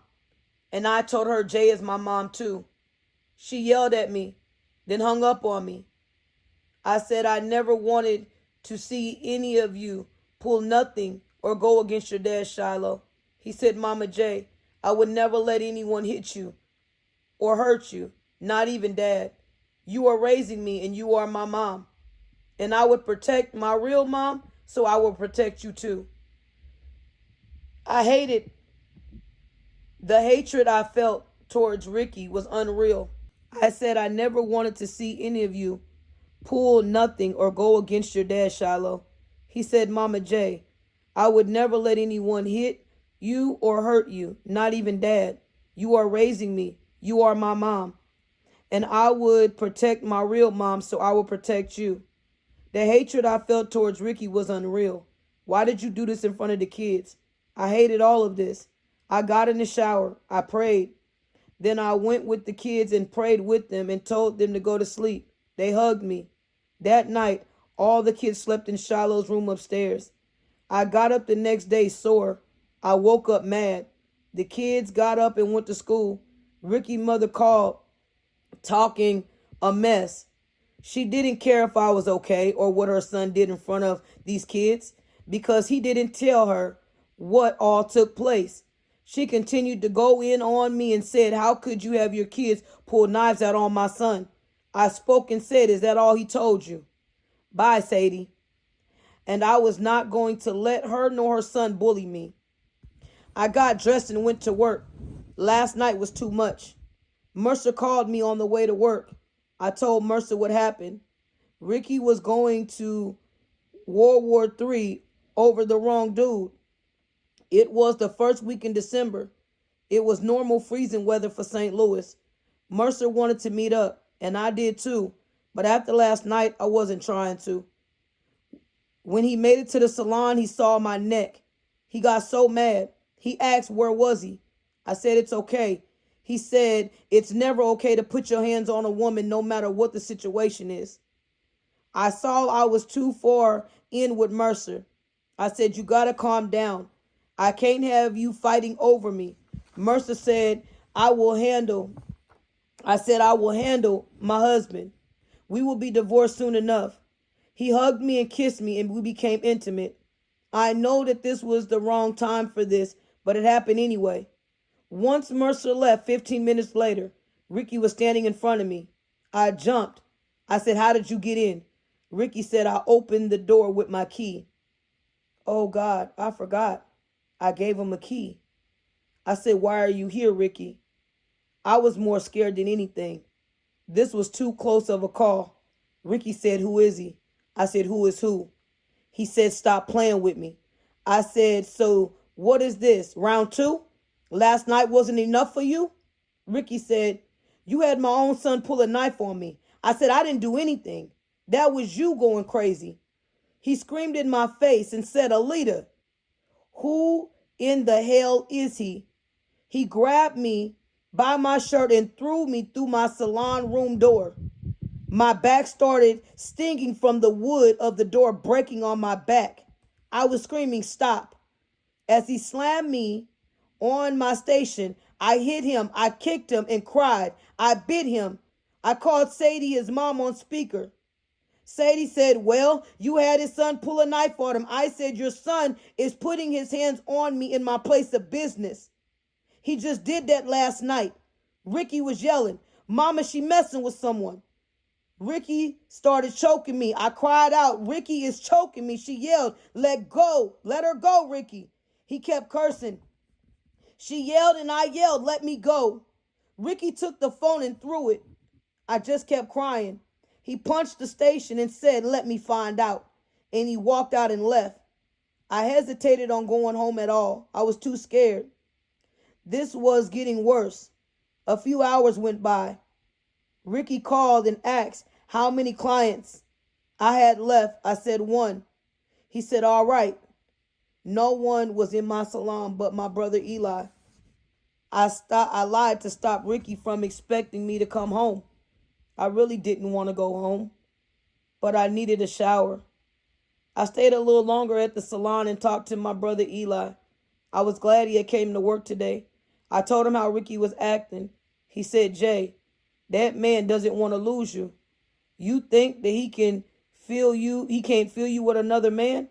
He said, I know when all my women have been with another man. Women give themselves away every time. They start acting differently, dressing differently, treating us differently. You can cheat on me, just don't treat me differently. I know how I am, and so I can't get mad. I asked him if he thought his first baby mama cheated on him. He said, of course. I told you I don't put nothing past no woman. I said, well, you got plenty. He said, and I do. But I treat them all with respect. Any place I take a woman, I pay for the meal or the hotel, whichever one comes first. I started laughing. Eli said, for real, sis. When a man cheats, he's not cheating to replace you. I said, is that why they are so ugly? He said, yes. And also it's an ego thing. 9 times out of 10, a man is not cheating on you to replace you. I said, I heard you the first time. He said, hear me out. A girl is raised to find a good man to marry with a job and who will take care of her. You notice I said marry a good man. You women have been conditioned to get married from birth. What are men taught? I wasn't even going to respond. He said to be strong, be a provider, never show emotion. And I can have as many women as I want. I asked, how did you come up with the last one? He said, think about it. What do you think a father says to his son about being intimate with a girl? Marry the first one that gives it to you? No. He will tell him to go try out all different kinds of women until he finds out what he likes. I said, well, women don't do that. He said, y'all just as bad as us and more promiscuous, sis. There isn't any kind of woman I haven't had. Now, sis, what if a man grows up without a father? We all know that most black men do. You grow up seeing your mom party with older women in the house. It's like looking at a buffet. I said, really, bro? He said, the whole honey ham. I said, why are women always food to you? He said, because I love food and I love women. I said, you are crazy. He said, sis, it was an older woman who had been intimate with me when I was 10 years old. And it was on from there. I said, bro, that was molestation. He said, sis, no one was thinking of it like that at the time. That's why I will have 10 wives. I said, you couldn't handle 10 wives. He said if they were all on the same page of building an empire. I said, well, none of that is helping me with this madman. He said, oh, sis, go make love to your husband. That's probably the problem. When was the last time? I said, right before we found out about the test results. No, I can't do that. He said, yes, you can. I said, nope, I was just with Mercer earlier. I said, being intimate isn't just going to help the situation. When the kids got involved now, it's on another level. Eli said, yeah, sis, that's a different story. Y'all involved the kids. I said, I'm not trying to, but I don't have the money to leave. He said, dang, sis, I really hate you're going through this. I said, me too. I gave him a hug. He said, everything is going to be all right. Remember, God is in control. I said, you're right. I made it home. I saw Seth and Alex downstairs. I asked where Shiloh and Jackson were. They said Sharon came and took Shiloh and Jackson to her mom's house for a couple of days, and Thomas went home after school. I walked in my bedroom. Ricky was just waiting on me. He looked at me with that same hatred at the salon. I didn't want to fight with him. The shower was on my brain. I needed to get in the shower this morning. Once I got through the door, he waited and watched me close the door. When I turned around, he was right there. After Ricky got done, I continued to cry. I called him every name in the book. I yelled at him. I would never be intimate with you ever again. I want a divorce, and I hate you. You have never treated me like a streetwalker. I screamed. I will never have your baby. I hate you. I went to the shower and fell to the ground. I started crying. We didn't make love. That wasn't even sex. His pride allowed him to rape his wife. I know what the Bible says. In 1 Corinthians 7:5, do not deprive each other of sexual relations unless you both agree to refrain from sexual intimacy for a limited time so you can give yourself more completely to prayer. Afterwards, you should come together again so Satan will not be able to tempt you because of your lack of self-control. The word of God makes complete sense. However, this was not that. If anything, Satan had already tempted us both, and we both failed. I have a fault in this which I know. I know two wrongs will never make a right. Ricky didn't have to take anything from me. I'd never withheld anything from him. Ricky broke my heart, and I didn't know how to forgive this, let alone live in the same house with him. I felt violated. I didn't feel safe in his arms. I know God is going to judge me on what I did and have done. Father God, I'm sorry, Lord. Please forgive me for breaking my vows to you. And Lord, I'm sorry for breaking my vows in my marriage. In Jesus' name, I went to sleep knowing my next move. The next day, I started making preparations for me and my children where we were going to live. I started looking for 3-bedroom houses. I completely stopped talking to Ricky. We passed each other. I slept in the bedroom. He slept in the man cave. The house returned to somewhat normal. I stopped going to the YMCA that was 5 minutes from my house. The kids and I started going to the one on the east end of Belleville that was 15 minutes away. I was too embarrassed. My kids were too. I stopped talking to Mercer. There were too many people in my life right now. I had too much drama, and it wasn't good for my safety. It had been 2 weeks since that night. I did what I did when I felt down or needed to pick myself up. I called Lynn at Almighty Tattoo and booked a tattoo session. He was a 4-minute walk from my salon. He was my new tattoo artist, and he was great at covering up tattoos as well as designs given to him. He would kill it. That was how it was with Roland in St. Louis at Black Pearl. Once his son took over because of his eyesight, he just didn't treat us the way his dad did. Roland did almost 75% of my tattoos on my body, and I had 45 tattoos. Well, not anymore, thanks to Lynn.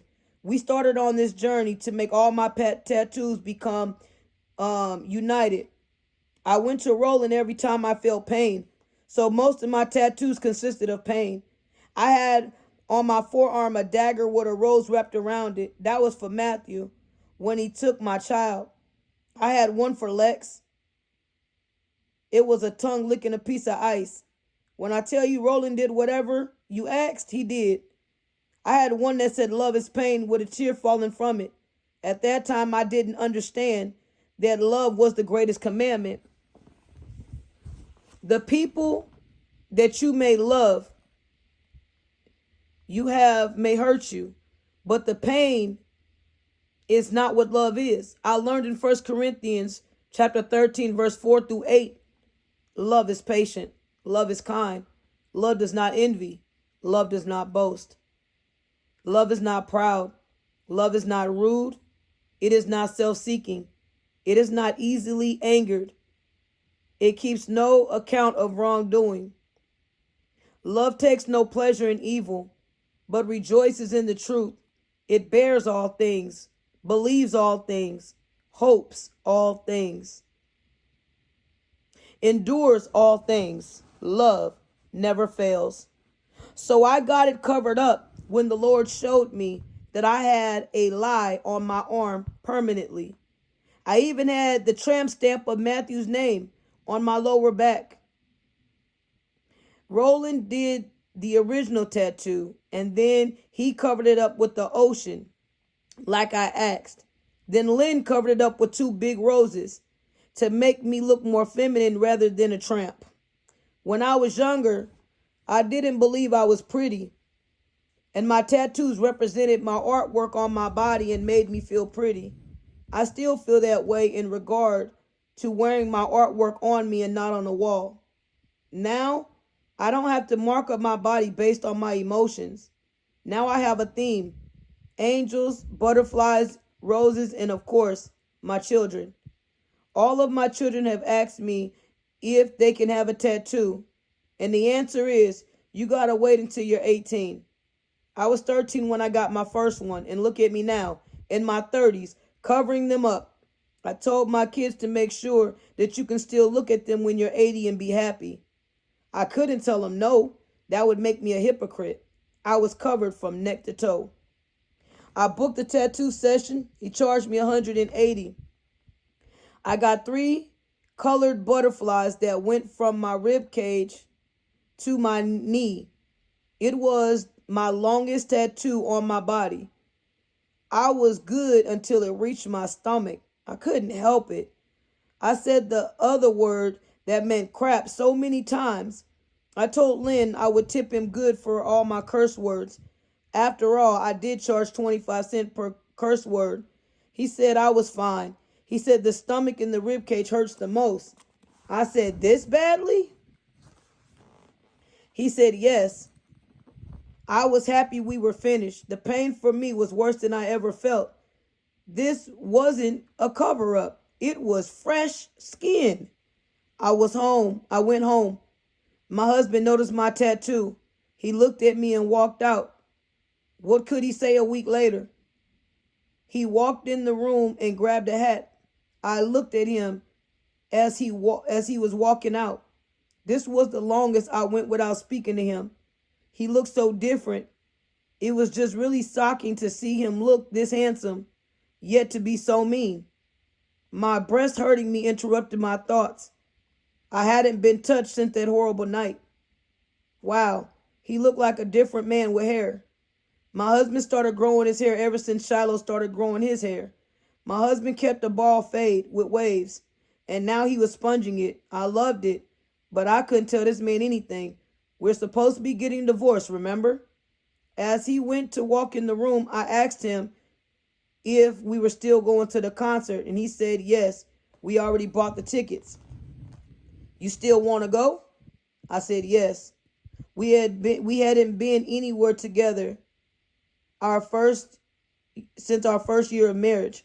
We went out to eat on the boat on the Mississippi River. Even though I was leaving and we were separating, it would be nice to go to the DMX concert in peace.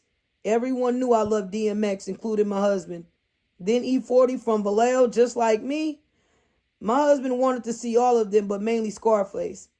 I felt the pain again. I had been feeling it for 2 days. I asked my husband to feel my breast. He looked at me and said, "Are you okay?" I said, "No, they hurt real bad." "Hold them and just see if they feel heavier." He was still my husband, for Christ's sake. He pulled one out my hand and held and said, "Maybe a little. I haven't touched them in a while." He was telling the truth about that. He interrupted my thoughts.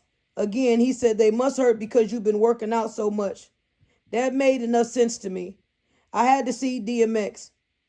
I had followed his whole career. That's why I continued to pray for his issue with drugs. He couldn't stop and needed help. When I read his book, my mom had just given me crack cocaine 2 years back. And it's by the grace of God that I'm not a crackhead. His weed was laced like mine. I found that very interesting. From the first time I got his bootleg cassette tape in Texas on our trip with our foster family, DMX said to the Lord, "Why is it that I feel so much pain? All I saw was black. All I felt was rain. I came to you because it is you who knows." When I heard DMX talking to God, I felt like he was talking to me. DMX taught me that you can be a child of God and still go through hell. His prayers actually got me through a lot of hard times in foster care, especially when I didn't feel like I belonged. It was a week before my favorite holiday, Christmas. I was a giver and my house was completely full. We had one of the basketball teammates living with us. Thomas came back and never went home. But this was a little different. He was scared to go home and realized his grandmother's house had just got robbed. They took all the Christmas gifts, which Thomas added to my Christmas list. This season was still going on. Coaching Steph's 6th grade basketball team got me through a lot of hard days and kept me busy with my first love. The Lord gave me the desires of my heart and blessed me to be one of the 2 parents to coach 6th grade basketball at Roosevelt Elementary School. What an awesome God we serve. I was able to coach my own son. We had our oldest son, Shiloh, who was on his way to becoming an NBA star. It was during the season when Matthew changed his name to his middle name, Seth. The concert was on the 21st of January. I had time to figure out what I was going to wear if these funky breasts wouldn't stop hurting. Man, they were killing me. I made it to work and did my first client's hair, still in pain. How could so much pain come from working out? I had a break coming up after this next client. My phone rang and Mercer called. He only called when he was back in town and wanted some.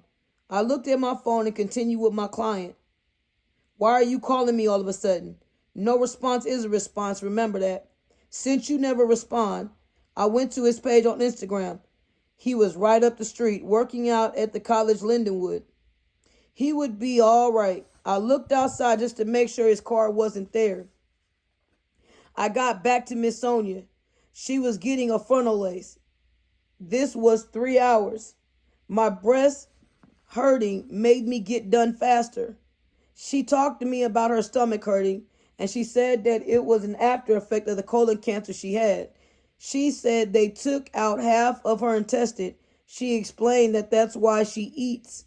A lot of what she eats will cause her to be in pain. I asked if there was anything I could do for her. She said, pray for me. She knew I would. I took down her hair from the previous frontal sew-in. I asked Miss Sonia how much of the hair from the Arabs that was owned in this, how much was the hair from the Abad store that she owned from the. I asked Miss Sonia how much the hair from the Arab was that owned the store up the street. Hair stores are really getting over on women, especially black women, for these weaves. She said, not bad this time. I said, how much? Only $235. And I got the military discount. I said, you need to order your hair online. It's much cheaper and has greater quality. They knew she knew nothing about hair. I showed her AliExpress. I told her when I make wigs, I use AliExpress, and I let her feel some of the hair that I had just gotten from them. She actually ordered some that day. They gave her 3 bundles with a 13x4 frontal lace for $89. 16 inches, grade 9A. That wasn't bad at all. I got done with Miss Sonia's hair, her frontal lace. Her bundles were flowing, and she looked beautiful. She said, thank you, Jay. She gave me $185. Praise the Lord. We hugged, and I locked up the salon. I enjoyed my 4-minute walk to Dollar Tree. My salon was next to all the shopping stores, which were amazing for business. I couldn't find what I needed, so I stood in line. I asked quietly for it, paid for it, she wrapped it up like it was a sandwich. I liked Sharon. She looked at me and gave me that look and said, Miss J. And I laughed. She said, I understand. I walked back to the salon and went to the bathroom and took the test.